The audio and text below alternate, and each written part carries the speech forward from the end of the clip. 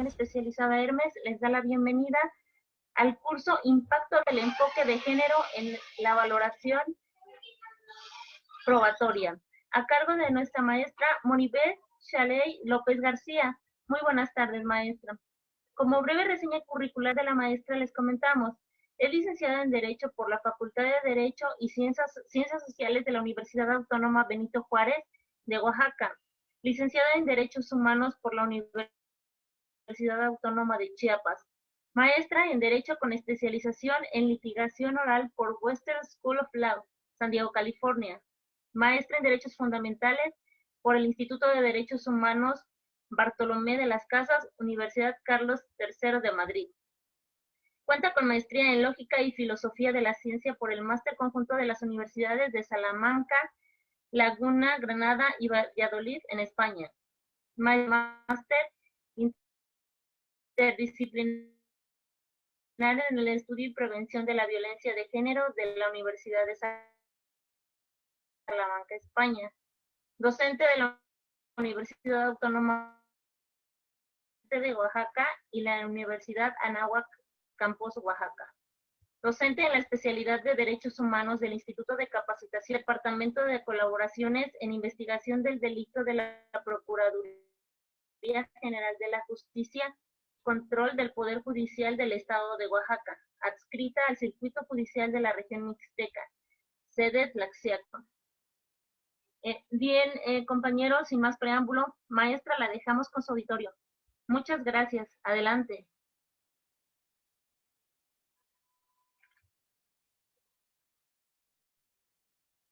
¿Pudiera activar su audio, maestra? Gracias. Muchas gracias. Gracias por la amable atención que tuvieron en invitarme. Gracias al Centro de Estudios Jurídicos y de Formación Especializada Hermes, a través del maestro Eber Fernández Nava, que me dio la oportunidad de estar el día de hoy en esta charla que se ha titulado el impacto del enfoque de género en la valoración probatoria.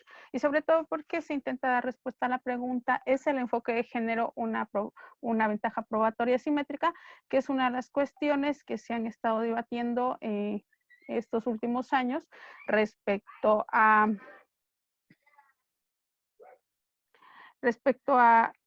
cómo se ha dado la valoración probatoria. Hay quienes afirman que el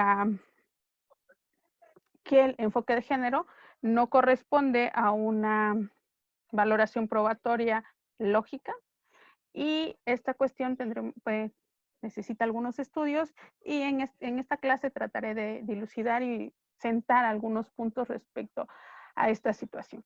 Les tengo preparados un material de apoyo, son unas pequeñas diapositivas que les pediré si me hacen el favor de ayudarme a proyectarlas o si las comparto en este momento. Voy a iniciar con un ejemplo para que puedan, aquí. Me dicen si las pueden ver, las voy a poner en modo de pantalla completa para que ustedes las puedan ver. Voy a iniciar con un ejemplo y voy a culminar con unos casos que nos pueden ayudar a dilucidar esta cuestión de si es o no el enfoque de género una VPA, no una ventaja probatoria asimétrica. El ejemplo es de Oaxaca, los datos son generales, no voy a dar los datos exactamente como están en el asunto, porque no es un asunto esta juzgadora, solamente es para cuestiones académicas, para ilustrar lo que se quiere en la presente plática. El día 8 de septiembre del 2018, mediante un operativo de la Policía Investigadora de la Fiscalía del Estado, se ingresó a un domicilio ubicado en la calle Paraíso número 43 de la colonia El Cielo, debido a un reporte de que tenían a una persona que había sido reportada como víctima de secuestro.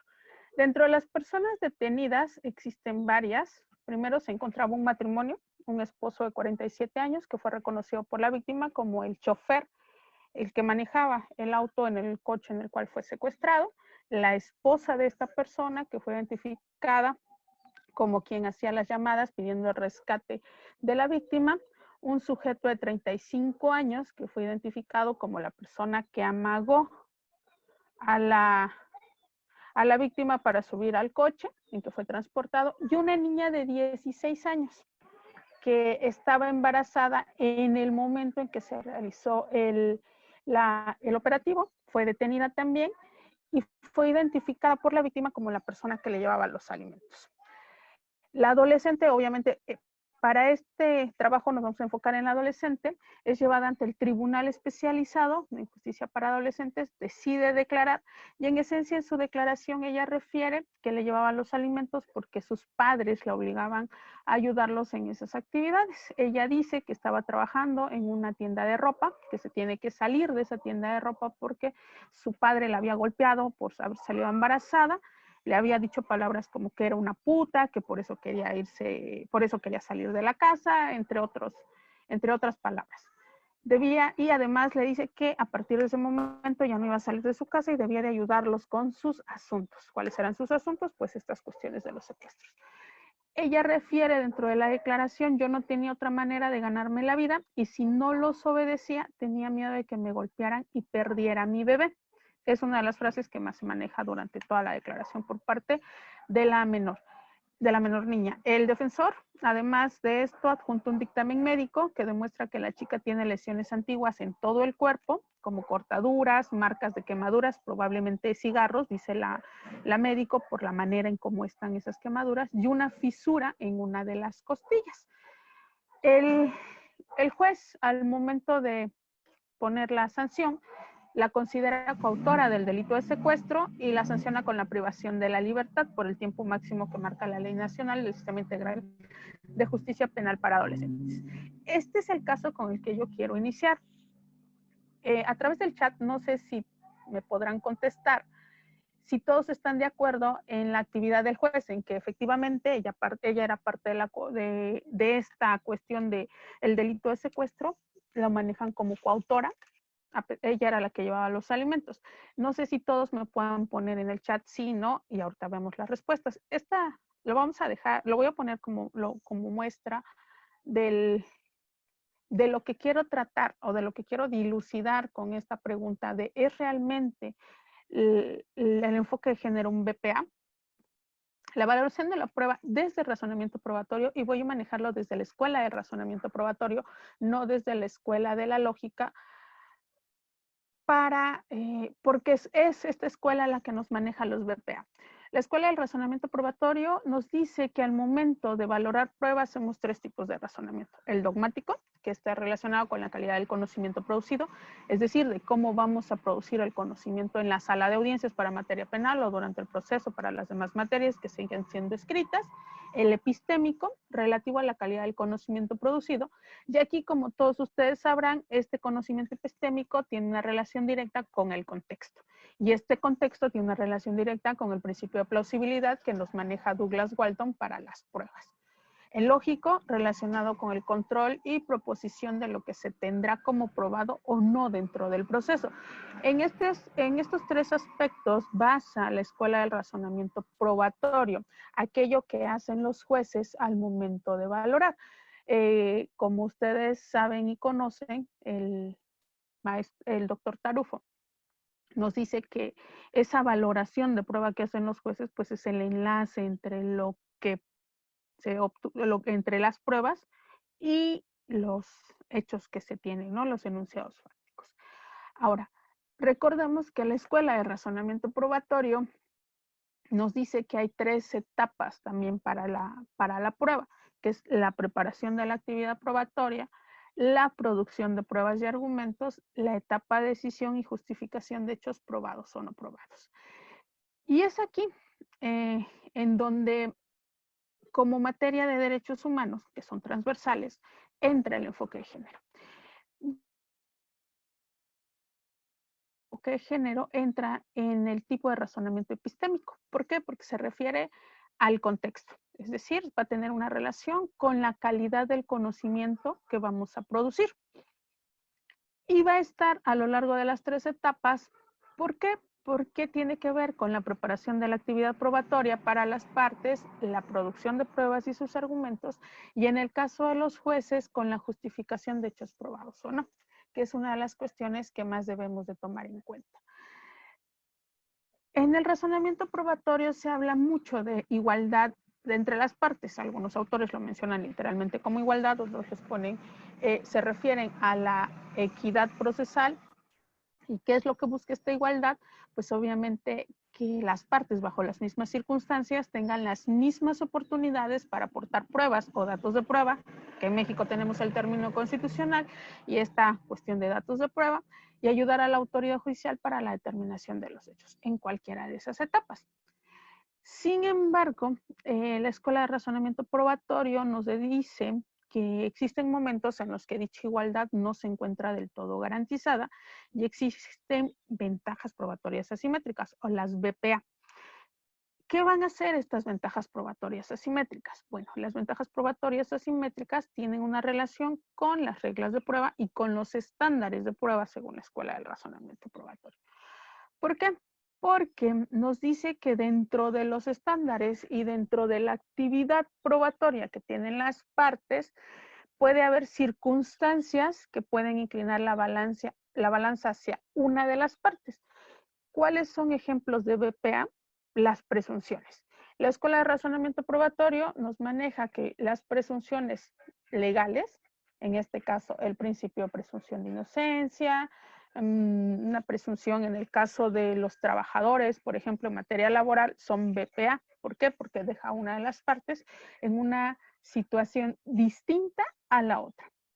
Y como hay una situación diferente que está dada por la ley, el estándar de prueba varía para una y se mantiene abajo para la otra. Es decir, la presunción de inocencia le exige al Ministerio Público que pruebe más allá, en el caso de México, de toda duda razonable que se hayan cometido esos hechos y que el imputado participó en esa comisión. Y esta escuela nos dice que efectivamente eso es una desventaja para una de las partes. Porque entendamos que la Escuela de Razonamiento Probatorio ha hecho algunas cuestiones respecto a que los estándares de prueba tendrían que desaparecer. Por la parte de me adhiero a la parte contraria de que los estándares de prueba son una cuestión que tendrían que seguir dentro de todo proceso, porque si no tenemos estándares de prueba no tendríamos límites mínimos y máximos para poder establecer. Es determinado que es una ventaja probatoria, debemos de decir cuál es su naturaleza. Esto es un poco de la cuestión teórica que necesitamos para poder llegar a los casos prácticos. Ahorita los vamos a ver y poder establecer si este enfoque de género es o no una VPA. ¿Cuál es la naturaleza de las VPA? Bueno, se dice desde esta escuela que es política o epistémica.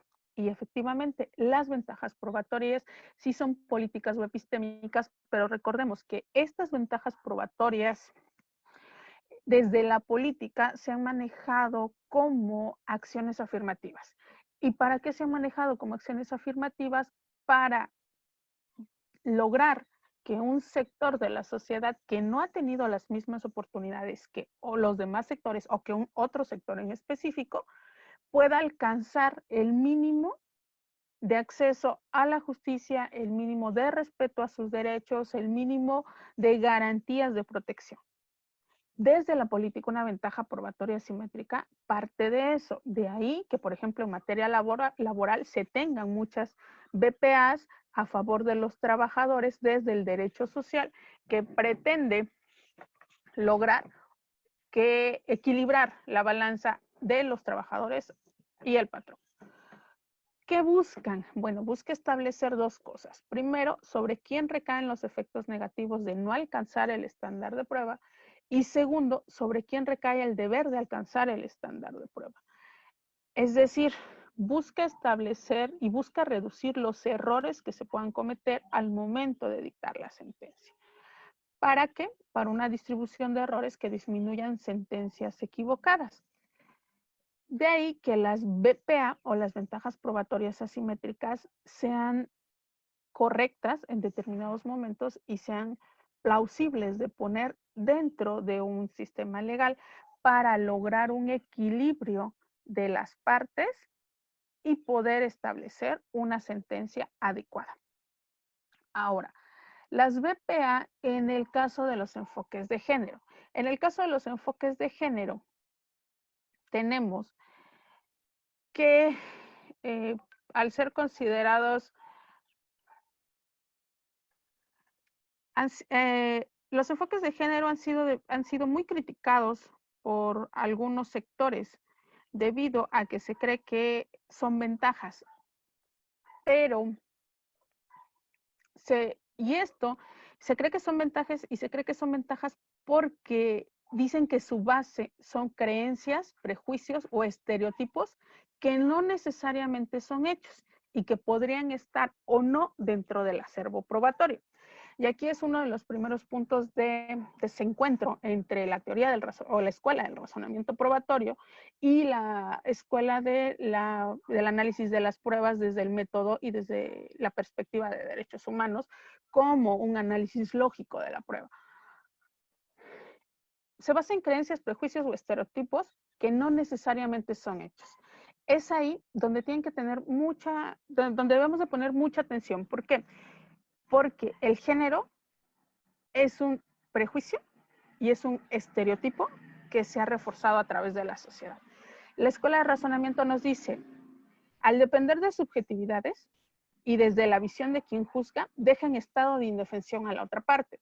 Sin embargo, y es aquí una cuestión que sí debemos de tomar muy en cuenta y creo que es tanto para los operadores como para los juzgadores una importante llamada de atención. El género es transversal y me refiero al género como construcción social que deja en desventaja a muchos géneros contra un género. Ahorita vamos a ver por qué. Ahora, desde la escuela de la valoración, desde la escuela de la argumentación, desde la escuela de la valoración, esta cuestión de decir cómo se basa en creencias y prejuicios o estereotipos son hechos que no podrían estar dentro del acervo probatorio, se mueve dentro del marco de los sesgos de confirmación que tienen los operadores jurídicos. Sesgos de confirmación que debemos de evitar al momento de estar en un proceso legal. Como los sesgos de confirmación tienen que ver efectivamente con subjetividades y se supone que el razonamiento probatorio es 100% objetivo, tendría que incluir los sesgos de confirmación a través de las ventajas probatorias asimétricas, que ellos dicen que el enfoque de género es una de ellas, para establecer esto. ¿Por qué?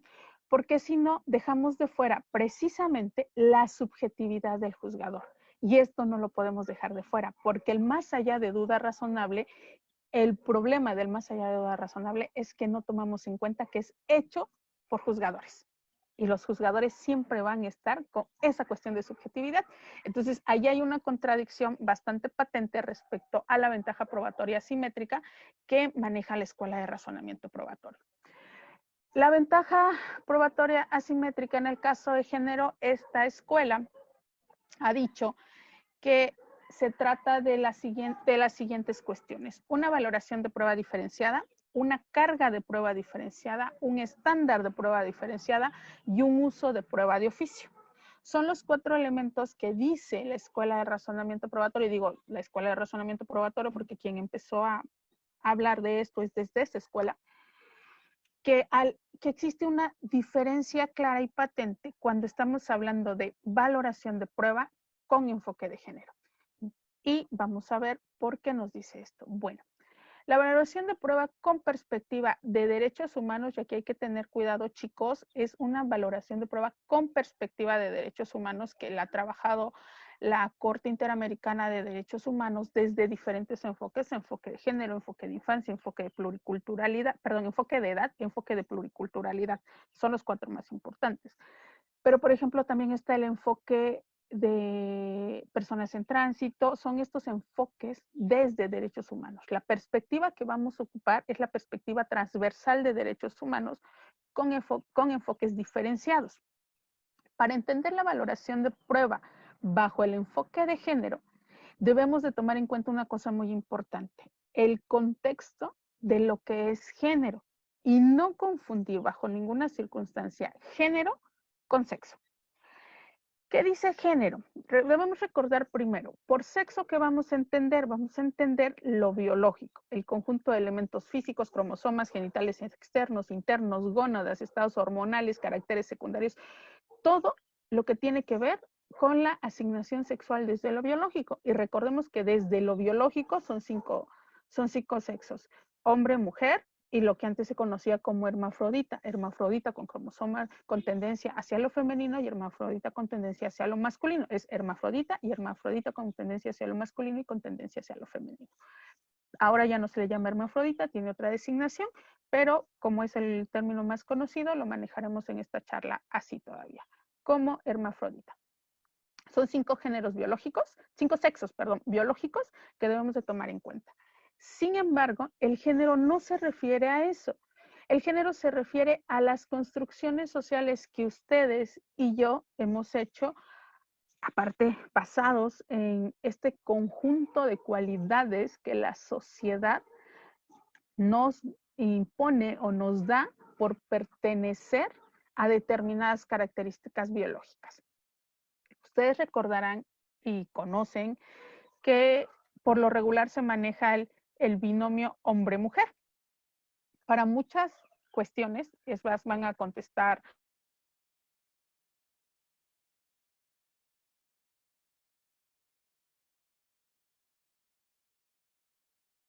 sin embargo, femenino y masculino no corresponden al sexo, corresponden al género, pero son asignadas conforme a nuestro sexo.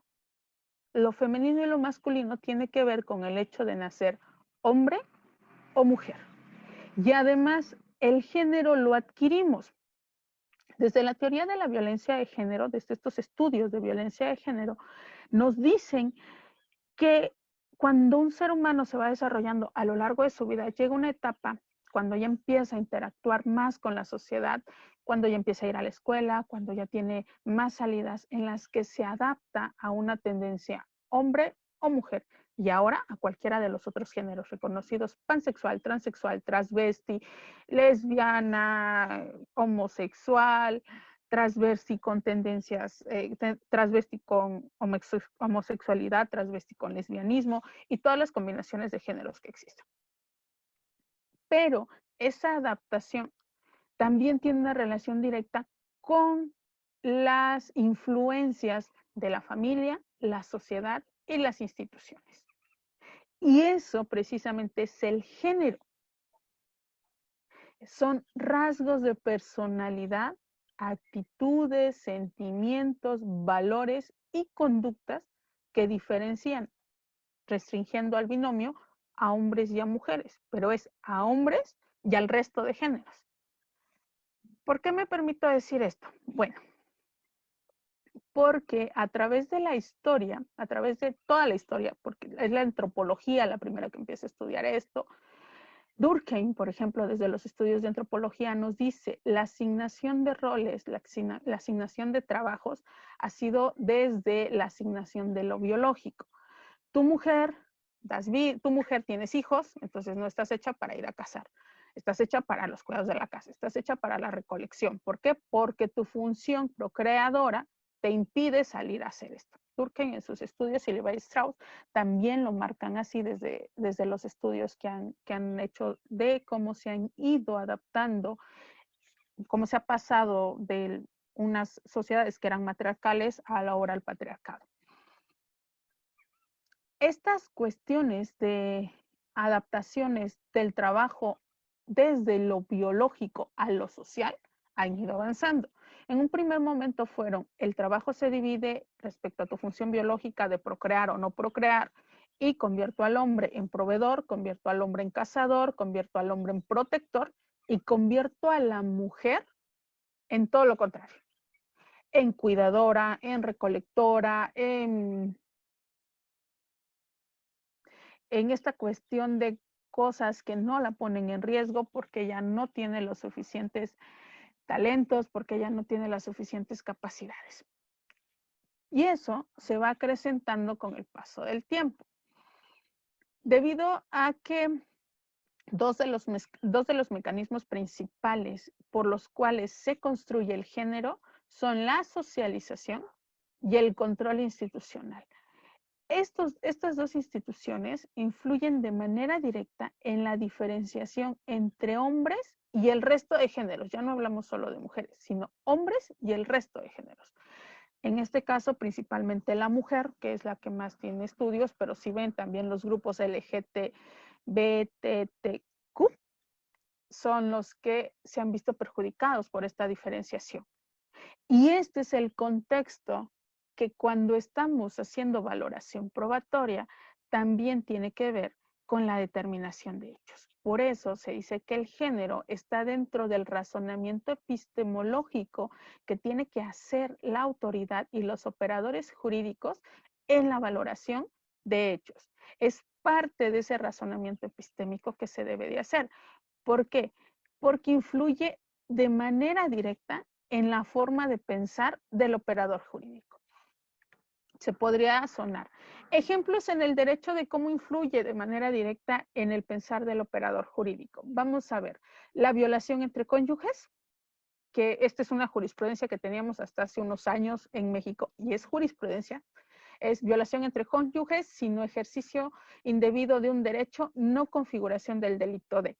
¿Qué nos decía en esencia esta jurisprudencia? Bueno, nos decía que la violación entre cónyuges no se existía, que era el ejercicio de un derecho, salvo que la mujer pudiera comprobar que el sujeto activo, es decir, el hombre, estuviera en estado de ebriedad, drogadicción, padeciendo enfermedad venérea, síndrome de inmunodeficiencia adquirida o en presencia de otras personas.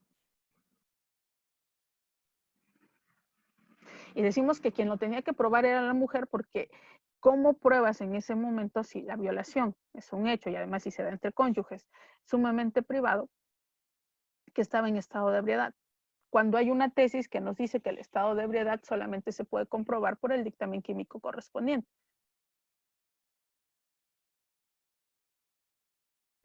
Esa era una de las preguntas. ¿Qué nos reflejaba esta tesis? Una manera de pensar diferente. ¿Respecto a qué?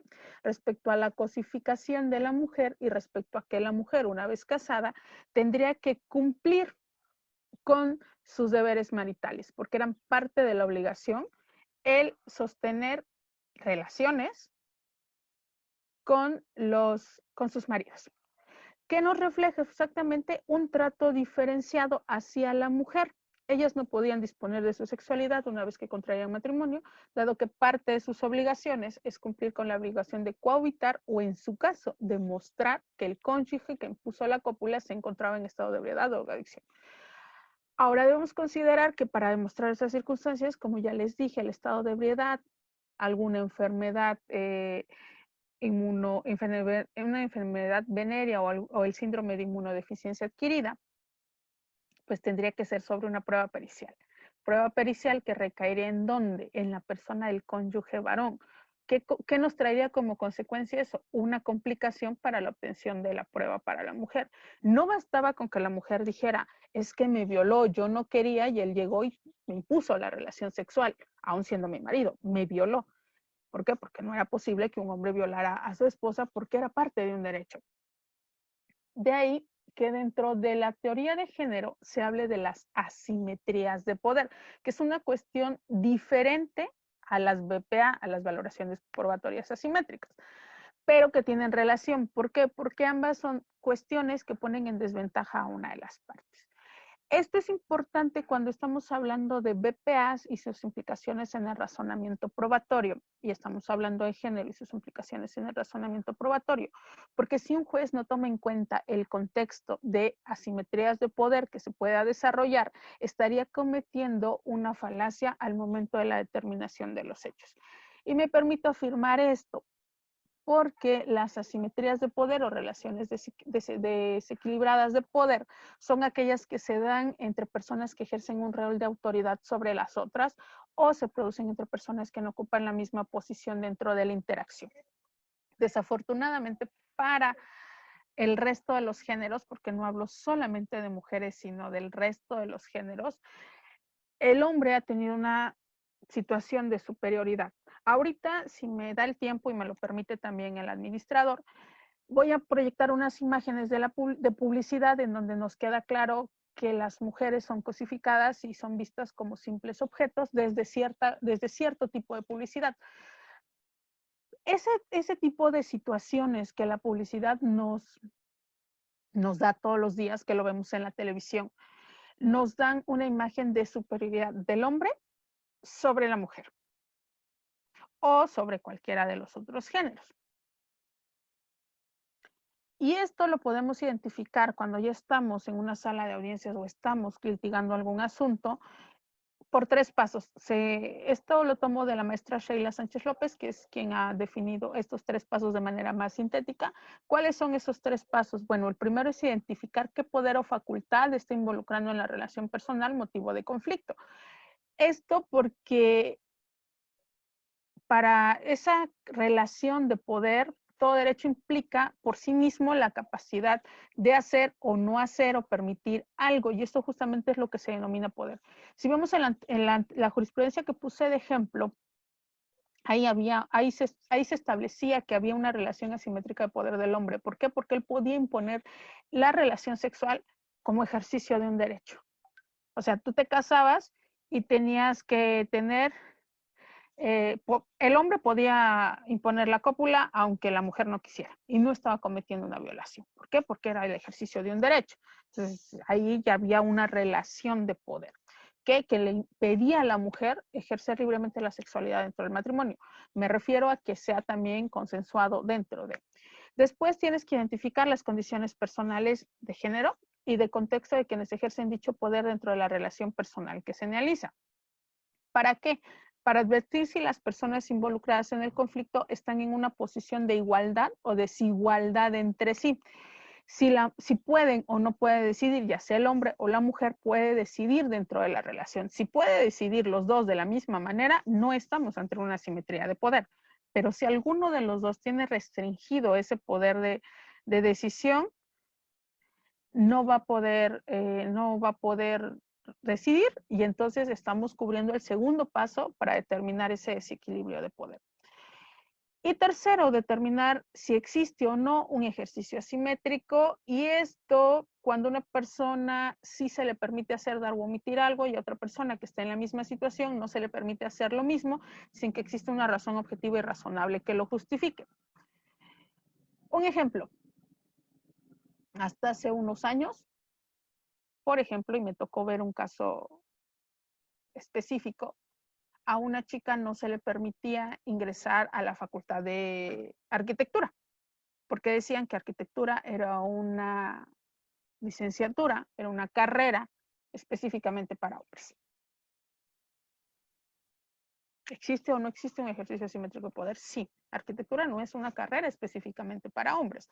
Hombres o mujeres, siempre y cuando acrediten el número de materias con las calificaciones, el número de créditos con las calificaciones que la universidad ponga, puede estudiarla cualquier persona. Pero a esta chica se le estaba restringiendo estudiar arquitectura porque se decía que era una carrera para hombres. Y eso no tiene mucho, les hablo de hace como 15 años que pasó este asunto, que la chica quería ingresar y no la dejaban ingresar. Esos contextos son los que tienen que estudiar. ¿Qué hubiese pasado si ustedes fueran el órgano administrativo resolutor de la impugnación que puso esa mujer, esa chica? Si ustedes no lo hicieran bajo el enfoque de género, dirían efectivamente, arquitectura es una carrera para hombres. ¿Por qué? Porque se trata de construir obras, de construir casas, y van a tener van a tener una interacción con albañiles y van a tener una interacción con otras personas y todos son hombres. Y entonces, como la mujer es débil y no puede ejercer ese control en ese aspecto, pues no podríamos darle el ingreso.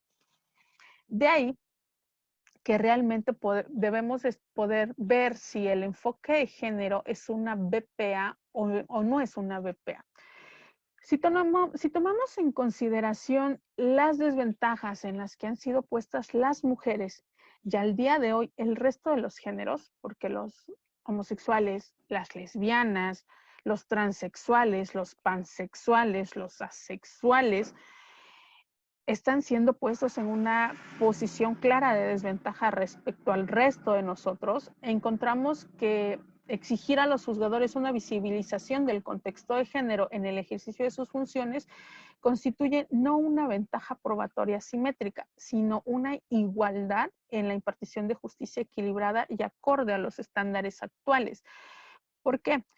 Porque actualmente decimos que hombres, mujeres y los transexuales, pansexuales, asexuales y del resto de los géneros tienen que tener la misma igualdad de condiciones. ¿Qué significa esto? Que les tenemos que evaluar el contexto de la misma manera. Y en el término de igualdad entre las partes, tú no puedes poner un dicho sobre el otro. Y tú no puedes decir, como lo dijo una mujer tiene mayor peso o como lo dijo un hombre tiene mayor peso. No, tú tienes que evaluar el contexto desde todas las circunstancias que se dan para la determinación de los hechos. Pero en el caso del género, que es lo que nos ocupa, debes de tomar en cuenta toda la ideología que se traspola al momento de estar diciendo género. Si hablas de género, estás hablando de estereotipos y al hablar de estereotipos tienes que tomar en cuenta los elementos del estereotipo.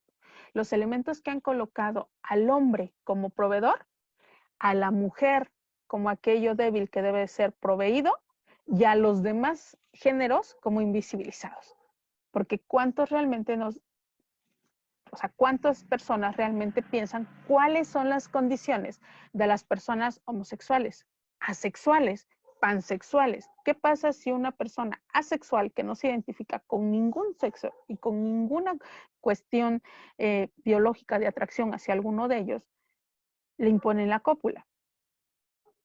Tienes que evaluar su contexto para poder determinar qué hechos te son viables dentro de, y además cuál es la desventaja que tienen, la desventaja simétrica que tienen respecto al resto de la sociedad. Y es cuando empiezas a crear. Por ejemplo, en ejecución de sentencias se empiezan a crear los problemas. No puedes tener solamente un área de hombres y mujeres. ¿Por qué? Porque tienes géneros entre ellos. Los transexuales, ¿qué pasa con los transexuales? ¿Qué pasa con los asexuales? ¿Qué pasa con los pansexuales? Cuando tú los pones con hombres o cuando tú los pones con mujeres, porque ellos no se identifican ni hombre ni mujer. Por ejemplo, los asexuales. Yo soy una persona y punto. Y si los pones con hombres y es una mujer y sufre violación, o si las pones con mujeres y es un hombre y hay conductas contrarias a, entonces, el enfoque de género no es nada más una situación que tienda a poner una ventaja respecto a uno de los géneros, sino tiende a poner en la mesa el contexto para que al momento de valorar las pruebas, tú determines cuáles son los hechos para los que te alcanza a acreditar. De ahí que me permito hacer un análisis de los 4 elementos que vimos, que es la BPA de género desde la Escuela de Razonamiento Probatorio, y dice que es la valoración de prueba diferenciada. Establecer el enfoque de género no significa ver la prueba de una manera diferenciada desde un contexto basado en el principio de plausibilidad que maneja Douglas Walton en su modelo de argumentación, sino incluir desde la epistemología de la prueba los datos necesarios para evaluar el contexto y poder determinar los hechos de manera correcta y adecuada fuera de la discriminación sistemática que ha vivido la mujer y el resto de los géneros en todos los ámbitos de la vida. Es decir, no porque yo evalúe una prueba en contexto de género, significa que te estoy poniendo a ti hombre, si en el caso de que sea un hombre, con desventaja. Significa que estoy evaluando los hechos de manera correcta y adecuada. ¿Por qué? Porque dejo de fuera mis estereotipos y establezco un hecho en los estándares desde una violencia sistemática. La carga de la prueba diferenciada. En este caso, debemos de establecer que la carga ha sido diferenciada, pero contrario a lo que se cree, ha sido una carga de la prueba diferenciada que perjudica a la mujer. Ejemplo de una jurisprudencia, de la jurisprudencia, por ejemplo, de violación entre cónyuges. Ahora tenemos tesis aisladas que nos hablan que en el caso de violación, por ejemplo, había una jurisprudencia en España de hace varias décadas, en donde se decía que cuando una mujer alegara que había sido violada, tenía que probar la defensa, que se había defendido. Si no había alguna prueba de que se había defendido, no era violación. Entonces yo tenía que probar que me defendía, porque si no me defendía, automáticamente yo consentía el acto. Yo, mujer violada, consentía el acto. Sí hay una carga de prueba diferenciada, pero desafortunadamente la carga de prueba diferenciada no ha sido para el hombre, ha sido para la mujer. Caso de la manada, y han escuchado el caso de la manada España, y me imagino que han escuchado el caso de la manada Argentina. Ambos jueces que deciden caso de la manada se van bajo un estereotipo de género. Y dicen, en el caso, el último fue el de Argentina, en donde dijo el juez que la mujer, que no había sido una violación porque la mujer estaba para el desahogo sexual de los hombres. Carga de prueba diferenciada, sí, pero contrario a lo que se cree, a favor del hombre y contrario a la mujer. Una niña de 14 años que fue violada por 4 sujetos que que le doblaban casi la edad, podría haber resistido o le podríamos pedir que pusiera resistencia. O sea, ¿le podríamos exigir eso? Caso de la manada en España, 4 sujetos atacan a una mujer. Y el juez dice que no es violación, que es abuso. Si hay carga de prueba diferenciada, pero contrario a lo que se ha creído y contrario a lo que se establece por la Escuela de Razonamiento Probatorio, no es hacia el hombre la carga de prueba diferenciada, es hacia la mujer. Tú compruébame que gritaste, tú compruébame que te defendiste, tú compruébame que no entraste en estado de shock y que todo el tiempo estuviste pataleando para que no te penetraran, tú compruébame que luchaste por tu virtud, tú compruébame que no querías el acto, tú compruébame que no lo provocaste, por ejemplo. Y dices, ¿cómo provoca una víctima de violación una violación? Estas son situaciones que tiene ese estándar de prueba diferenciado. Esa carga de prueba diferenciada. Estándar de prueba diferenciado. Para el caso de la materia penal no se habla de un estándar de prueba diferenciado y me permito afirmar esto debido a que el estándar de prueba no es afectado por el enfoque de género.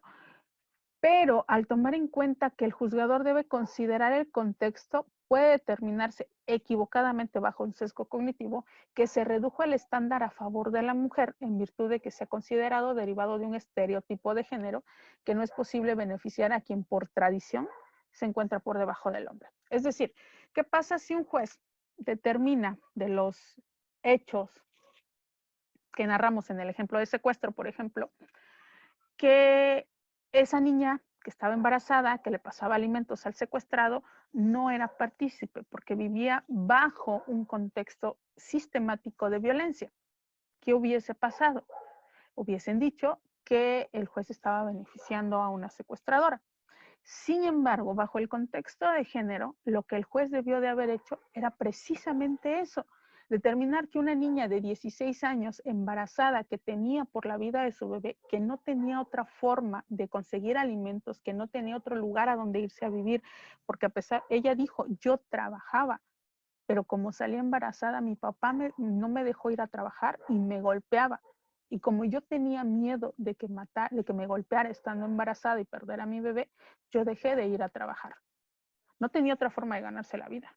Estaba bajo el yugo de un maltratador. Tenía lesiones antiguas. De todo eso que se desprende, un contexto sistemático de violencia, que no es un estándar de prueba diferenciado. Ojo, el estándar es el mismo, sea etapa de vinculación, sospecha razonable, sea sentencia, más allá de toda duda razonable. El estándar no lo variamos. ¿Qué variamos? La manera en que estudiamos el contexto en el que suceden los hechos. Y al variar la forma de ver el contexto en el que suceden los hechos, variamos la determinación de hechos sobre estereotipos o no estereotipos, que es de manera objetiva. De ahí que esa afirmación de que el enfoque de género como ventaja probatoria simétrica tiene un estándar de prueba diferenciada, queda fuera por un error en el razonamiento. Tú no estás variando el estándar de prueba, estás estudiando el contexto bajo un principio de plausibilidad que es totalmente válido desde las lógicas de la acción para la determinación de hechos. El uso de la prueba de oficio. En este punto sí debemos establecer que las autoridades, los jueces, ministerios públicos y cualquier autoridad a la cual se le pida, por ejemplo, una orden de protección, sí tiene la obligación de recabar prueba de oficio. Pero ojo aquí, en materia penal, ese recabar prueba de oficio no es para la determinación de los elementos del delito, es para la determinación del riesgo fundado para la integridad de la víctima. A ver, ¿Yo puedo recabar prueba de oficio para establecer un riesgo fundado? Sí, sí lo puedo hacer. ¿Es una ventaja probatoria? No. ¿Por qué? Porque ese riesgo fundado, ese recabar prueba de oficio tiene un objetivo distinto al probar algún elemento del delito.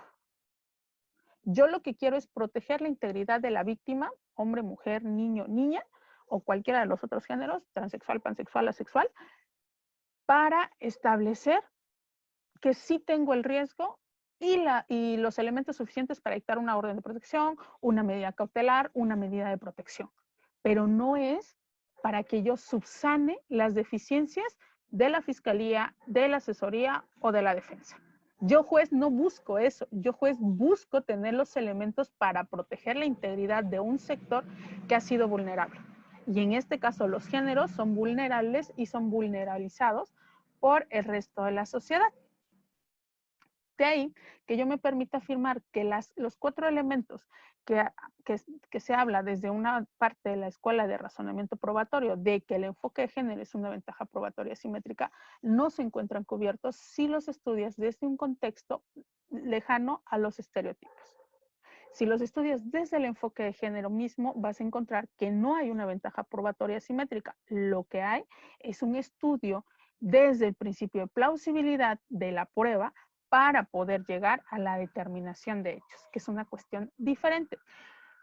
Ahora, de todo lo visto, podemos determinar que, contrario a lo que se considera, el enfoque de género no busca dejar en desventaja a una de las partes, en este caso a los hombres, ni cambiar los estándares probatorios para beneficiar a uno de los litigantes. No se busca beneficiar a las mujeres, sino lo que se busca es igualar las ventajas que se tienen. Las ventajas que se tienen por ser hombres contra las desventajas que se tienen por ser mujeres.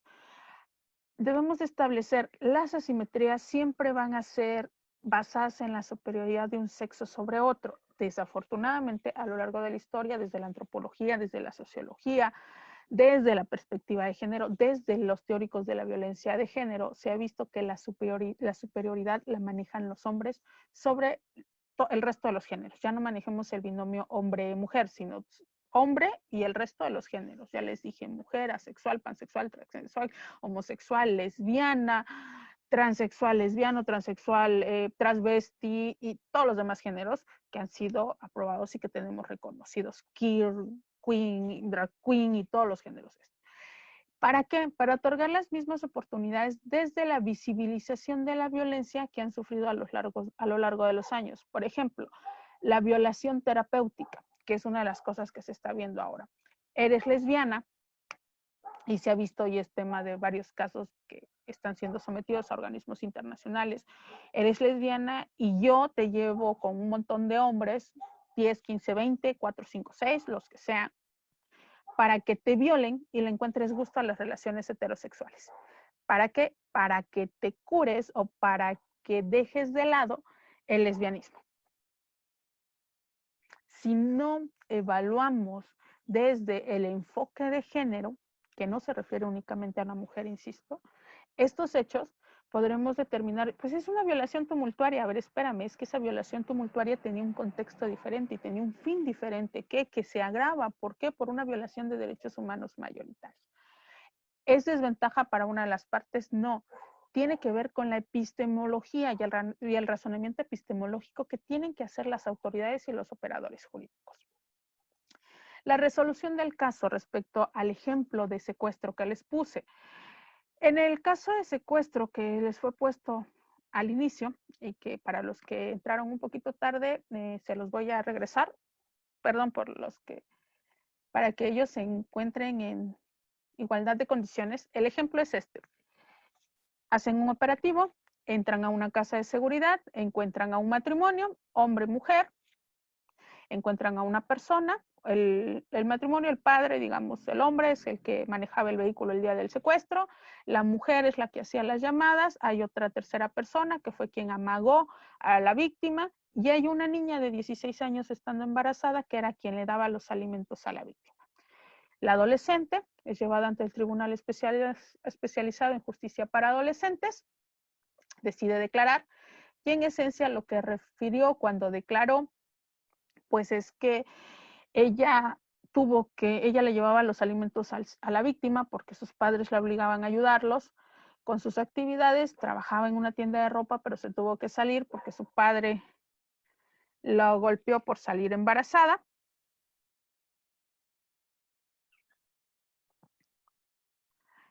Y como le decía que era una puta, que debía ayudarlos en sus cosas, como no tenía otra manera de ganarse la vida y tenía miedo a que la golpearan y perdiera a su bebé, ella los ayuda.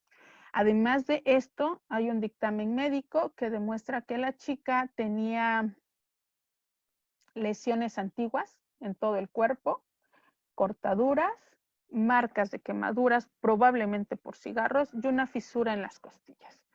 Como se dijo, el juez consideró que era coautora del delito de secuestro y la sanciona con la privación de la libertad en la sanción máxima que marca la ley nacional. Desde un enfoque de género, por ejemplo, debemos establecer, primero, cuando menos el juez debió de haber establecido dos cosas. Debió de haber visto si se hubieran estudiado los datos de las pruebas desde el enfoque de género, desde la perspectiva de derechos humanos con enfoque de género, que la niña sentenciada vivía violencia familiar, que existía un contexto de violencia grave y sistemático. Ella menciona, tenía miedo que la golpearan y por eso perdiera a su bebé. El certificado médico presentado por la defensa decía, tiene una costilla fisurada, tiene lesiones antiguas en todo el cuerpo, marcas de quemaduras posiblemente con cigarros, y lo que traería como consecuencia es que la participación en el delito de secuestro, es decir, llevarle los alimentos a la víctima, en ese momento era la opción que tenía para protegerse y para proteger la vida de su hijo. ¿Qué estaba protegiendo? Dos bienes de valía, su vida y la vida de sus hijos. Con esos tres aspectos, desde el estudio y para la valoración de la prueba, para la determinación de hechos, creo que la pregunta es, ¿realmente es coautora del delito de secuestro o es víctima de un delito?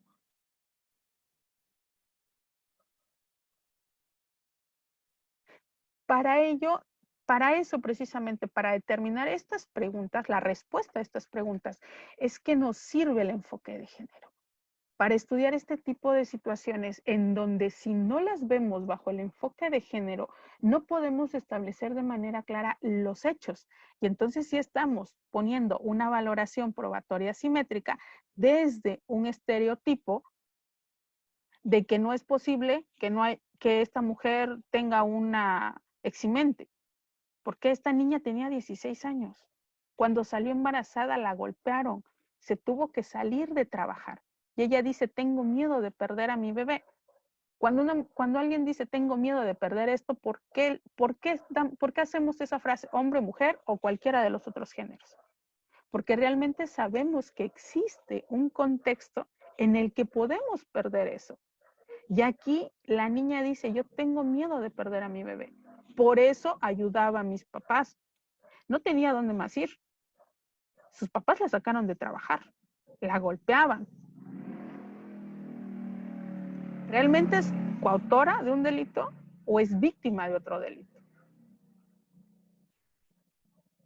Analizar las pruebas desde estas perspectivas, desde esta metodología de derechos humanos con los enfoques especializados, nos da un resultado diferente y no es un resultado que vaya contrario a la lógica o que vaya fuera de la epistemología. No, es un contrario epistemológico de contexto bajo el principio de plausibilidad que nos da una determinación de hechos diferente. ¿Por qué? Porque si determinamos que la niña era víctima de un delito, de una violencia sistemática, como nos habla la Corte Interamericana en el caso González y otras, o Campo Algodonero, como lo conocemos comúnmente, vemos que lo que se tenía que hacer era proteger a una niña que además, por el contexto de violencia, tuvo que participar en un hecho delictuoso y no ponerle una sanción privativa de la libertad que le trajo como consecuencia que su hijo naciera dentro de un centro privativo de la libertad. Entonces, el enfoque de género dentro del razonamiento probatorio no es una VPA, no es una ventaja probatoria simétrica. El enfoque de género representa parte del razonamiento epistemológico que debe de realizar una autoridad para poder establecer, como nos dice Dolores en el chat, que el adolescente actuó bajo un estado de necesidad como causa de justificación. Y por ende, al haber una causa de justificación, no le podemos poner una sanción. ¿Estado de necesidad de qué? De proteger su vida y la vida de su hijo, que es una cuestión distinta a la que se determinó por parte del juez.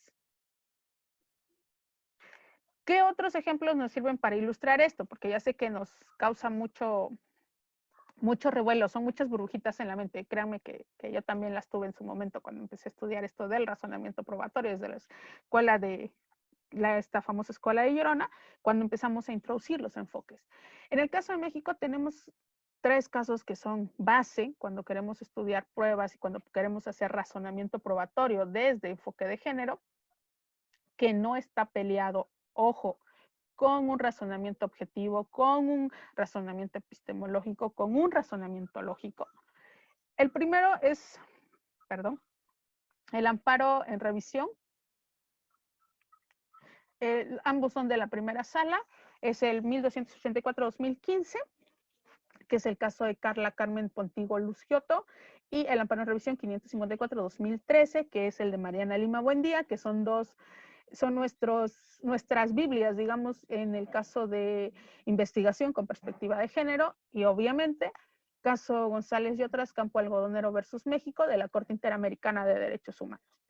Si conocen los 3 casos, bueno, Campo Algodonero creo que sí, pero si no los conocen, si quieren y si gustan, porque creo que ya me pasé del tiempo, se los puedo resumir de manera rápida para que entendamos el contexto de cómo la Suprema Corte nos va diciendo que debemos de estudiarlo. No sé si los conozcan todos o quieran que se resuman de manera rápida. Así que pónganme ya en el chat, si los conocen o si se los resumo, no sé. Porque si no, para que yo me enfoque, por ejemplo, en la publicidad que nos ratifica el estándar de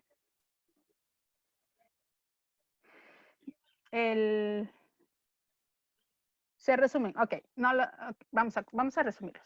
Carla Pontigo. Carla Pontigo era una chica, a ver, se los voy a poner aquí, les voy a poner el PDF.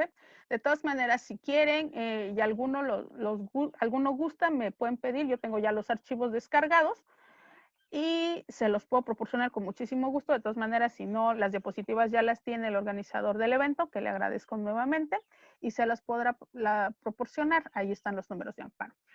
Déjenme, les comparto la pantalla para que puedan ver. Ya, es este. Carla Lucia, su mamá y su hermano son los que promueven el amparo. ¿Qué es lo que pasa con Carla Pontigo? Bueno, Carla Pontigo trabajaba en un bar en San Luis Potosí. Todos los sábados aproximadamente su hermano le iba a recoger a eso a las 3 de la mañana, pero llega un día, va a recoger a su hermana, pero ella no sale a la hora que se indica. Él entra a buscarla después de un tiempo de estarla esperando y la encuentra tirada al subir él entra, pregunta por ella, sus compañeros suben a buscarla y al subirla la hallan tirada en una puerta de vidrio y está desangrándose. Mandan a traer a los servicios de emergencia. En los servicios de emergencia dicen que efectivamente tiene cortaduras, tiene varias lesiones y muere. Carla muere y empiezan a estudiar, pero el fiscal judicializa el asunto por homicidio culposo, porque dice que nunca puso un letrero en el vidrio para que tuvieran cuidado.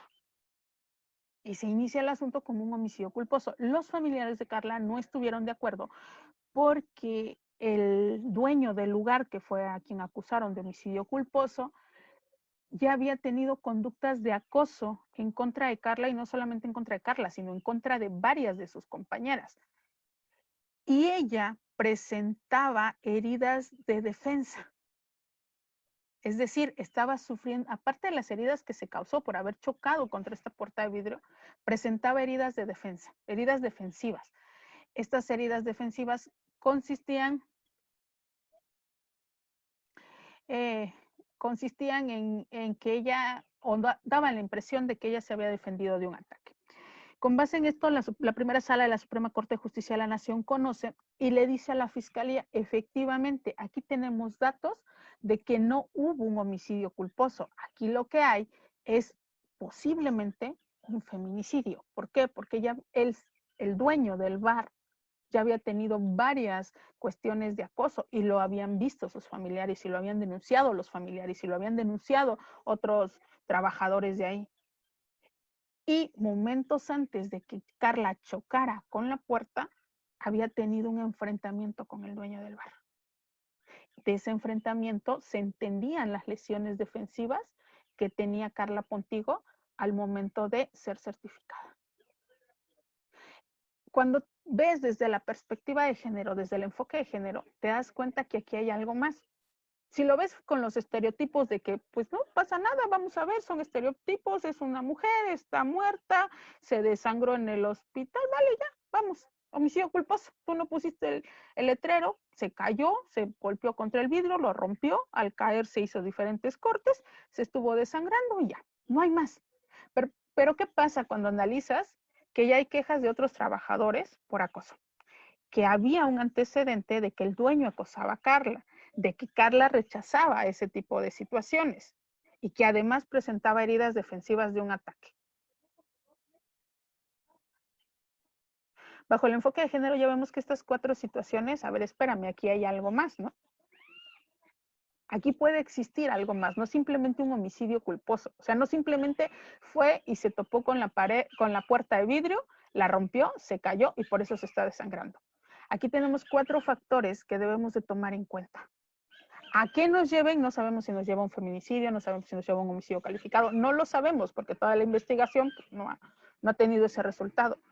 Pero la Suprema Corte de Justicia de la Nación sí dice, si lo analizas bajo los estereotipos, fuera de estereotipos, te vas a dar cuenta que estos 4 elementos te van a llevar a una investigación diferente. Entonces, investiga estas 4 situaciones y cumple con tu deber de ver la violencia sistemática que sufren las mujeres. Ese es el caso de Carla Carmen Pontigo Lucioto. Les puede servir para este tipo de cuestiones, cómo se debe investigar con perspectiva de género, es uno de los casos más bonitos que tiene la Corte. Y les voy a poner el otro amparo, que es el de Mariana Lima. Este también está muy padre. Y digo, a mí me encanta el de Mariana Lima porque nos permite ver, visualizar algunas otras situaciones, ¿no? Mariana Lima. Mariana Lima es una chica que estaba casada con un agente un agente estatal de investigaciones, en el caso de Oaxaca, un agente de investigación, no sé cómo se denominan en todas las entidades federativas, pero es un agente de investigaciones que la reporta como que se suicidó. Mariana Lima aparece un día en su cama, acostada, con huellas de asfixia, y él dice que al llegar a su casa, su esposo, su pareja, dice que al llegar a su casa encontró el cuerpo de Mariana Lima colgando, lo baja, lo pone en la cama y manda a traer como era un agente de investigación, da aviso a las autoridades, inician las investigaciones. Curiosamente, en toda la investigación, en todos los actos de investigación, estuvo presente su pareja, lo cual pues podría resultar no curioso, pues, era un agente investigador, ¿no? El problema es que la muerte de quien estaban investigando o el suicidio de quien estaban investigando era de su pareja. Hacen la investigación y resulta que el fiscal a cargo de la investigación determina que fue suicidio. Porque efectivamente fue por asfixia, tenía huellas en el cuello. Y dice, pues fue suicidio. La mamá de Mariana Lima, Irineo Buendía Cortés, dice que no fue suicidio, que a su hija quien la mató fue su pareja. ¿Por qué? Porque Mariana Lima tenía un contexto de violencia. Su pareja ejercía violencia en contra de ella. De hecho, el día que ella muere, era el día que iba a dejar a su pareja. Ella había buscado la ayuda de amigas, de sus familiares, que había pedido dinero para dejar a su pareja. Y había una persona que refería que ese día Mariana lo que iba a hacer era dejarlo a él. Y además de las diligencias que ya se habían recabado, se desprendió una situación muy curiosa, que el cuerpo de Mariana parecía recién bañado. Es decir, parecía que ella había salido, se había bañado, había salido y después se había suicidado. Cosa curiosa cuando estableces que la pareja es violenta, que no era la primera vez que ejercía actos de violencia en contra de Mariana, ella ya lo quería dejar, estaba buscando la ayuda, lo iba a dejar ese día y aparece muerta. Se va al amparo, se va en la primera sala de la Suprema Corte de Justicia de la Nación, dice que aquí hay cuestiones de género que deberían de ser estudiadas de manera correcta y adecuada por parte de la autoridad investigadora y ordena que se investigue bajo una perspectiva de género y libre de estereotipos. ¿Por qué?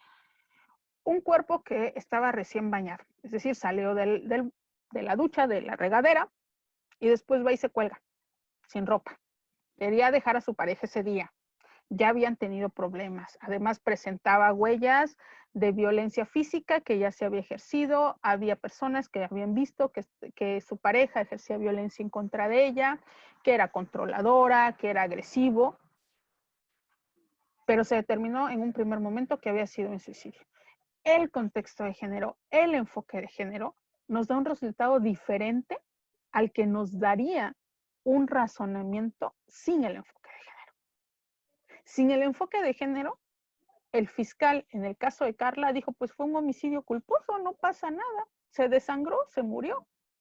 Con el enfoque de género, la primera sala de la Suprema Corte dijo, no, espérate, es que no es un homicidio culposo. Te están diciendo que sufría acoso, te están diciendo que tiene heridas defensivas, te están diciendo que no era la primera vez que le proponía algo y que ella lo rechazaba. ¿Qué significa esto? Que había o hay un contexto de violencia. ¿Por qué? ¿Por qué se pudo haber dado este ataque? Pues porque ella rechazaba a su acosador, a su agresor. Una reacción de los agresores cuando son rechazados por las víctimas es reaccionar violentamente. Y no lo digo yo, lo dice la violencia, lo dice la teoría de la violencia de género, todos estos estudios de violencia de género y del enfoque de género que establece. Mariana, buen día. Mariana Lima, buen día. Casada, bueno, en pareja con una persona que la agredía física, psicológica y que además no era la primera vez que sucedía, que pensaba dejarlo ese día. Y curiosamente se suicida el mismo día que pensaba dejar a su agresor. Sin enfoque de género podemos decir, pues un suicidio, ¿no? A lo mejor ya no aguantaba la violencia y fue la única manera que encontró de salir de esa violencia. Con el enfoque de género establecemos que pudo no haber sido un suicidio. ¿Por qué?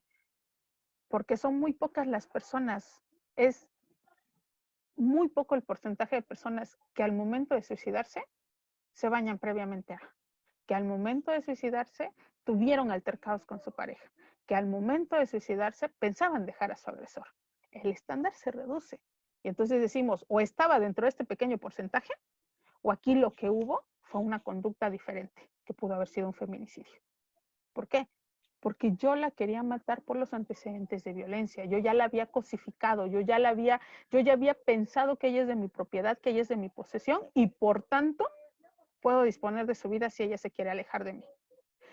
Desafortunadamente, esa es la manera en la que funciona la mente de los agresores, hombre, mujer o cualquiera de los otros géneros. Es el camino que se sigue en las agresiones.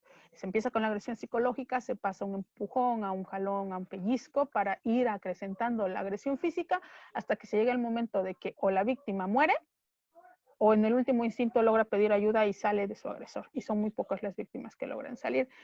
Este es el enfoque de género que nos determina que no es una ventaja probatoria asimétrica, sino que es parte del razonamiento epistemológico que se debe seguir para la determinación de hechos. Tengo ejemplos de publicidad respecto a cómo influencia la sociedad para los estereotipos de género, pero no sé si nos dé tiempo presentarlos o ya llevo bastante tiempo. Ok. El argumento de que la víctima de suicidio no se baña previamente, ¿en qué investigación se apoya? Hay una investigación de España respecto a violencia de género del maestro, no recuerdo el nombre en este momento, pero es de la Universidad de Salamanca. El profesor ha hecho un estudio desde cómo se desarrollan los agresores en la violencia de género y ellos establecen que las víctimas que se manejan como suicidios en la mayoría de casos, pero que presentan huellas de haberse bañado recientemente o están ocultando datos de violencia, o en un porcentaje del 0.5% realmente tomaron un baño dentro de, porque las víctimas cuando se suicidan no están desnudas y por lo regular no se bañan. Es un estudio que hizo un médico que está enfocado en la violencia de género de la Universidad de Salamanca. No recuerdo el nombre ahorita, lo tengo dentro de los datos de la maestría de género que se desarrolla ya en la universidad, pero sí hay un estudio serio respecto a eso y tiene más de 20 y tantos años.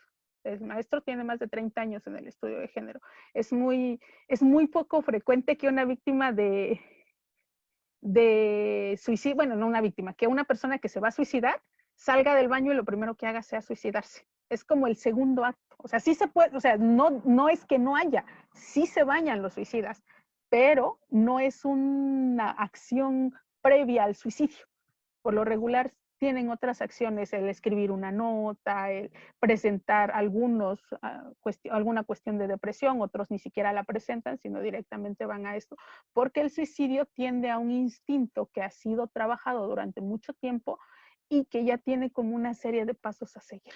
Y también hay un estudio psiquiátrico respecto al suicidio que es muy bueno de la Universidad de Oxford, que entiende cuáles son las características de una persona suicida y hay, por ejemplo, dos extremos, la persona es sumamente depresiva, pero los que sufren depresión y durante muchos años la han sufrido, por lo regular no llegan al suicidio. Tendría que ser un factor desencadenante muy, muy pesado para que ellos lleguen al suicidio porque logran manejar su depresión.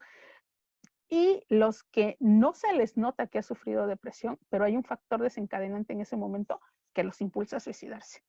Y por eso los suicidios son como muy violentos, o me ahorco, o me disparo, o me aviento, y no es así como de todo esto, ¿ya? Porque es como el factor desencadenante de hoy estoy depresiva y ya no puedo con la vida y me aviento de un balcón, o me aviento de un puente, o encuentro un arma. Por lo regular, dentro de sus pasos no está el bañarse previamente a suicidarse y quedar desnudo además. Y Mariana sí tenía esas características, por eso era así como que o sea, se bañó y después fue y se colgó. Está raro. Había algo ahí que no. Desde la perspectiva de género se pudo evidenciar.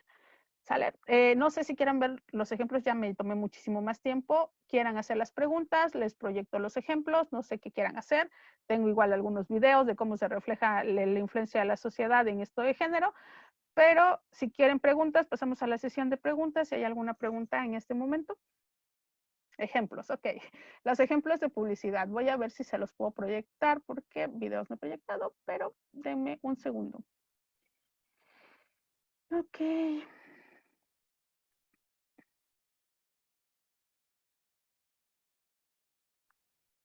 ¿Quieren escuchar uno de cerveza? ¿Quieren escuchar uno de comida? ¿Qué les gustaría más?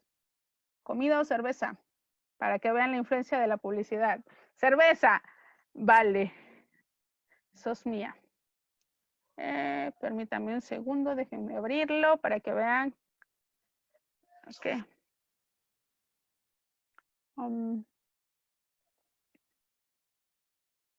Son súper interesantes estos, me encantan pasarlos, sobre todo en este tipo de... Ahí está, a ver si lo escuchan. Soy tuya, en casa tengo bramas y el Kama Sutra. Soy tuya, policía, colegiala, enfermera. Son mías, yo puedo con todas tranquilas. Son tuyas, si se arreglamos amarillo. Somos tuyas, te esperamos todas en las duchas. Soy viuda, heredé una fortuna y es tuya. Son mías, japonesas, francesas, inglesas. Somos tuyas, sabemos lo que a vos te gusta. Soy tuya, hago todo lo que a vos te gusta. Mi amor, ¿qué pensás? Che, ¿y novia lo de tu hija? Que podemos pensar en nada. Eso es buena onda.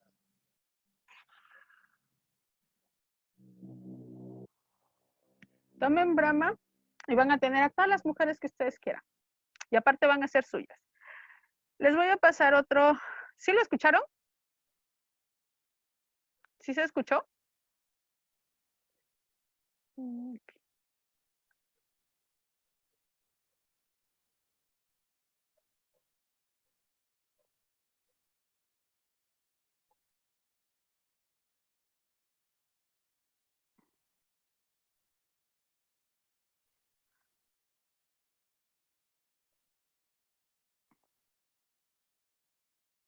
Ok, déjenme. No, este no se los puedo compartir. Les voy a buscar otro que está muy interesante. De apología.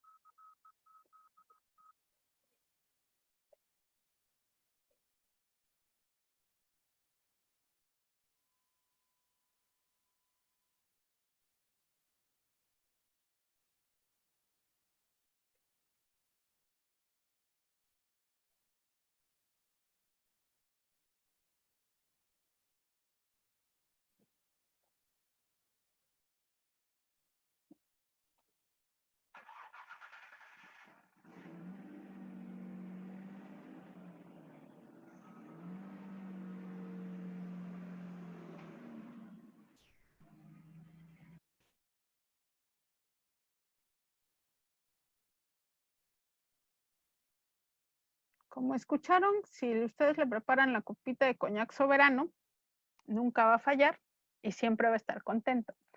Y les voy a mostrar unas imágenes rápidamente. Permítame un segundo nada más porque estas también están, es que todas están. Y con esto les prometo que con esto ya les dejo el resto de su noche tranquilo. Estas son imágenes de publicidad que fomentan el machismo, el androcentrismo, desafortunadamente. Esta es una imagen del Lego, de la torre del 11 de septiembre, que no permitieron que saliera. Fue una imagen de un límite social establecido a la publicidad. Pero, por ejemplo, vean esta del cisne.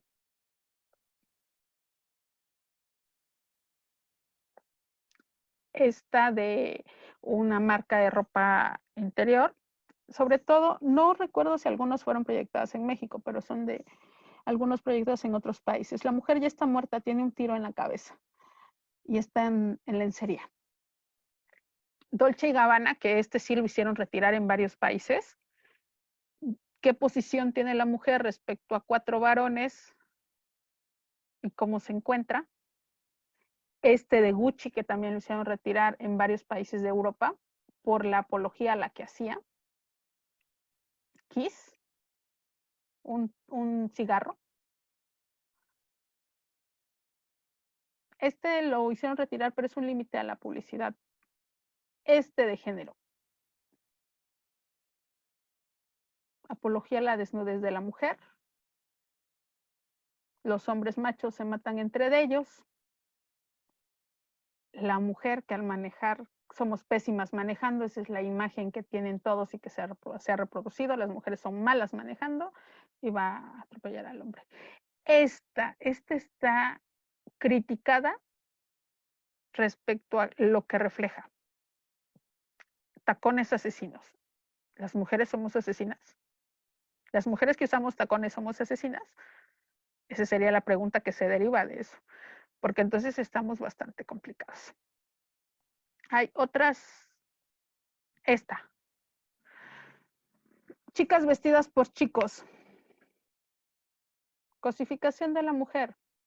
A las chicas cuando nos visten los hombres nos visten sexys porque es lo que quieren. Y voy a poner, ¿dónde están? Esto.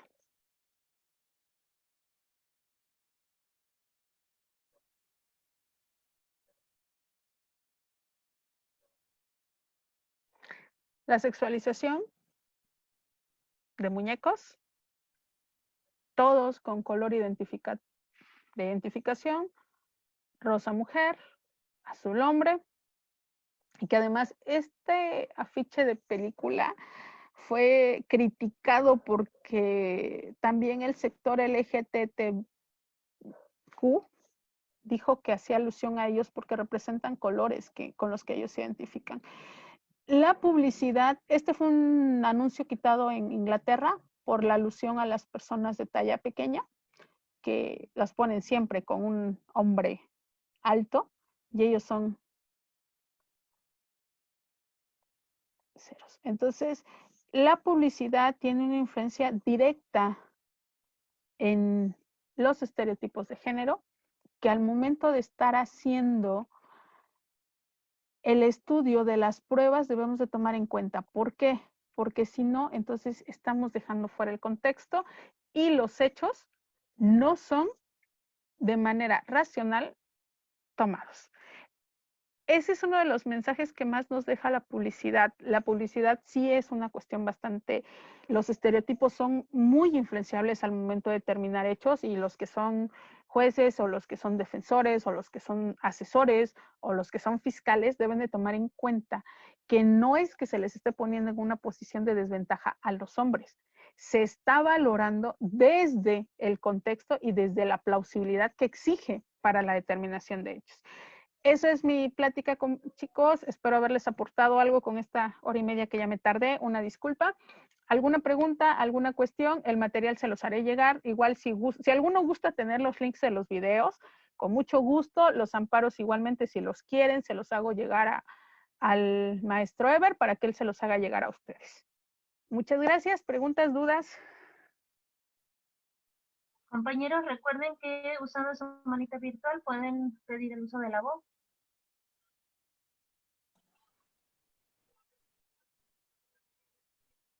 Bien, si tienen alguna duda, alguna pregunta que formularle a la maestra de manera directa, por favor, nada más levanten la manita virtual y la asistente les aperturará su micro, por favor. Maestra, si gusta, puedo darle lectura a una pregunta que formularon en Facebook Live. María Bañuelos dice lo siguiente: ¿qué pruebas se deben utilizar para acreditar el enfoque de género? De manera textual, así está planteada la interrogante.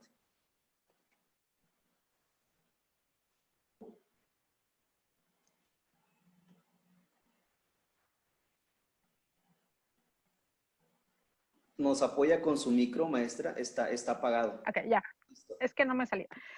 Pruebas para acreditar el contexto de género. Creo que el enfoque de género se prueba por contexto y es una de las cosas que he intentado transmitir a lo largo de la charla. Contexto de género se deriva de los mismos hechos. Por ejemplo, de la declaración de la chica de secuestro, derivamos que era golpeada, víctima del delito de violencia familiar. Derivamos que tenía un temor. Ella dice, tenía yo miedo si no colaboraba porque me podía pegar y podía perder a mi bebé. Entonces, el enfoque de género no se prueba, el enfoque de género se desprende del contexto mismo. Mariana Lima, buen día, se desprendió del contexto, ya estaba buscando cómo dejar a su pareja, había personas que decían que habían visto cuál era la interacción de violencia de él hacia ella, que ella ya buscaba dejarlo, que ya había ido a pedir ayuda. Carla Pontigo le había comentado a su familia que el dueño del bar le estaba acosando. El enfoque de género son como unos lentes que cuando tú te los pones ya no te los puedes quitar. Y cuando estudias todo el caudal probatorio, te da lo necesario para la determinación de hechos fuera de estereotipos.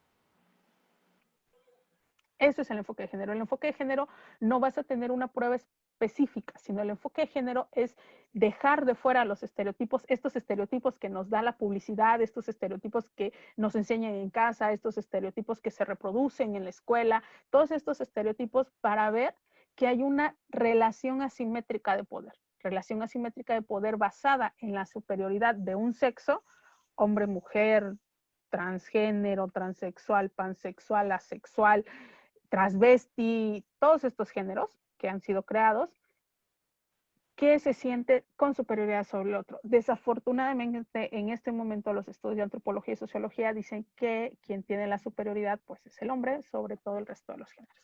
¿Sale? Entonces el enfoque de género no hay una prueba específica para acreditarlo porque es una manera de ver el caudal probatorio y es una manera de ver en sí toda la vida. Muchas gracias, maestra. José Flores Perea, advierto que aún está conectado en Zoom. No sé si gusta hacerle la pregunta de manera directa a la maestra. Nada más favor de aperturar su micro, por favor. Gracias, ya me contestó ahorita la pregunta. Muy amable, gracias. Muchas gracias. ¿Alguna otra pregunta que tengan que formularle a la maestra? Adelante. Buenas tardes. Buenas tardes. Un gusto escucharte, maestra Monivet. Excelente exposición, muchas felicidades. Eres una persona muy dedicada, me consta, y te agradezco mucho esta plática. Mi pregunta es la siguiente. En cuanto al contexto de los hechos que tú manejas, que se desprenda la simetría de poder y que se evidencie pues que tiene que resolverse a través de una perspectiva de género, me llama la atención ya en una cuestión técnica en la vinculación a proceso. Si el Ministerio Público no advirtió en sus enunciados fácticos ese contexto, tú como juez vas a fijar los hechos en el auto de vinculación a proceso. Pero si no están bien definidos esos enunciados fácticos, a tu criterio, al resolver y determinar con base en los datos de prueba, vas a fijar esos hechos, pero entonces introducirías enunciados fácticos bajo ese contexto, o sea, introducirías otros elementos que el Ministerio Público haya omitido al momento de formular imputación. Esa sería mi pregunta. No sé si pude explicarme. Gracias. Si te entiendo, es variar los enunciados fácticos que puso el Ministerio Público en un momento derivado del estudio del contexto de género, ¿no? Creo que esa era la pregunta, la esencia de la pregunta.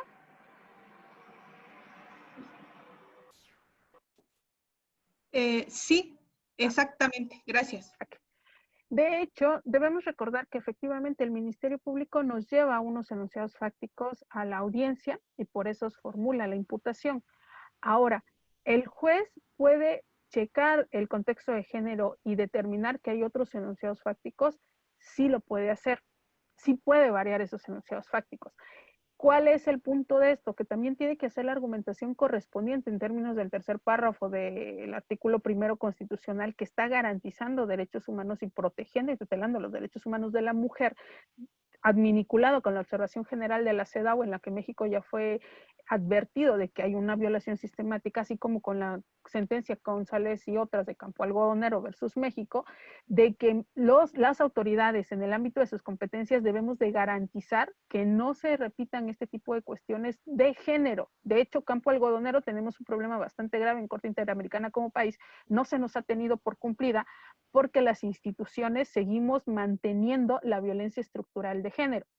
Con base en la argumentación correspondiente de CEDAW, Belén do Pará, artículo tercer párrafo del primero constitucional, así como la observación derivada de la CEDAW y Campo Algodonero, podemos determinar hechos que tutelen y protejan los derechos de la víctima desde este contexto de género y determinar para el auto de vinculación a proceso los hechos correspondientes. Ahora ya será materia si estos hechos dan para una reclasificación que se pueda hacer o no se pueda hacer, porque no la puede hacer el juez porque sería un perjuicio en muchos de los casos, pero que en el momento de la acusación podría variar incluso la calificación jurídica por la que está acusando el Ministerio Público o al momento de la audiencia de juicio podría darle los elementos para solicitar una sentencia por un delito diferente al que lo llevó en un primer instante. Ejemplo, de un homicidio a un feminicidio o de un homicidio calificado a un feminicidio. Eso sí se puede hacer, pero sí requiere la argumentación correspondiente con la perspectiva de género adecuada. Esa sería mi respuesta. ¿Alguna otra pregunta que tengan que plantearle a la maestra? Gracias, muy, muy amable. A usted, muchas gracias. Vamos a permitir una última intervención en virtud de que el tiempo programado pues se ha culminado. No sé si gusten hacer una última pregunta a la maestra, por favor. Con todo gusto, nada más aperturen su micrófono o levanten su manita virtual, por favor.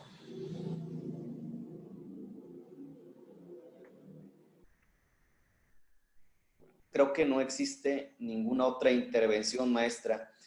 Como ya lo he mencionado, el tiempo programado para esta sesión virtual de aprendizaje ha culminado, maestra. Le agradecemos mucho su participación en esta tarde-noche. Ha resultado sumamente productiva esta jornada académica. A nombre del Centro de Estudios Jurídicos y Formación Especializada Hermes, le doy nuestro agradecimiento por su tiempo. Sabemos de antemano que su actividad jurisdiccional implica involucrar mucho tiempo, mucho esfuerzo, y a pesar de ello nos ha permitido o nos ha dado la posibilidad de poder escucharla en esta tarde-noche. Reciba pues, maestra, nuestro sincero agradecimiento, y las puertas del Centro de Estudios Jurídicos y Formación Especializada Hermes siempre estarán abiertas para usted. De verdad que nos sentimos muy contentos por tenerla esta noche. Ha quedado de manifiesto su experiencia jurisdiccional y académica. Basta pues con observar su disertación para darse cuenta de ello, aunado a la reseña curricular que se expresó al inicio de esta ponencia. No quiero dejar pasar la oportunidad, maestra, si me lo permite, también de realizar un pequeño reconocimiento al maestro Franklin Ruiz, quien fue el conducto por el cual pudimos contactarla y concretar esta charla. Reciba pues, el maestro Franklin, un abrazo y nuestro agradecimiento también por formar parte de este taller o de este curso. Y maestra, no sé si quiera o si es tan amable de aportar a los que nos están escuchando y viendo a través de diversas plataformas los medios tecnológicos a través del cual pudieran contactarla. Y obviamente si quiere expresar algunas palabras de despedida para todo el auditorio. Bueno, pues primero agradecerle a usted, maestro, la cordial invitación, al maestro Franklin, que me hizo el honor de recomendarme para esta disertación, para esta charla, porque es una plática. Y agradecer a los que estuvieron conectados por la plataforma Zoom, el que se hayan conectado, el que hayan estado atentos a la charla. Muchísimas gracias por las preguntas, gracias por la atención de ver la publicidad, de ver los videos que no estaban programados en sí dentro de la charla, pero que son importantes para este enfoque de los estereotipos. Les agradezco a los que nos siguieron por redes sociales. Si gustan, pues mi Facebook aparezco como Mon García, M-O-N, García, aparece mi foto. Entonces, si gustan agregarme, igual mandarme un mensaje por Facebook, con gusto lo contestaré. Si el teléfono, pues es un teléfono personal, ese sí no se los puedo proporcionar, pero igual mi correo electrónico es mi segundo nombre, shaley-99@hotmail.com, que está a su disposición si tienen alguna duda o gustan algún material respecto a este enfoque de género, violencia de género. Con muchísimo gusto se los proporciono. Lo importante de esto es socializar el conocimiento, porque entre más conocimiento tengamos, tendremos más pensamiento crítico y avanzaremos en el derecho y en todas las ramas del conocimiento humano. Es un placer que me den la oportunidad de dar estas charlas y socializar el conocimiento de esta manera. Les agradezco a todos su amable atención, que ya me pasé de la hora. Muchas, muchas, muchas gracias. Muchas gracias, maestra, y muchas gracias a todos los que nos sintonizaron. Y por último, invitarlos a que nos sigan sigan observando nuestras actividades académicas. Los invito también a darle like a nuestra página de Facebook, se denomina Centro de Estudios Jurídicos y Formación Especializada Hermes. Ojalá que el día de mañana pues podamos contar con su presencia. Seguiremos con esta charla con jueces. El día de mañana nos acompañará un juez del Estado de México a las 7 de la noche. Ojalá que podamos contar con su presencia. Pues no me resta más que desearles una bonita noche y que estén bien. Saludos a todos y a todas. Gracias.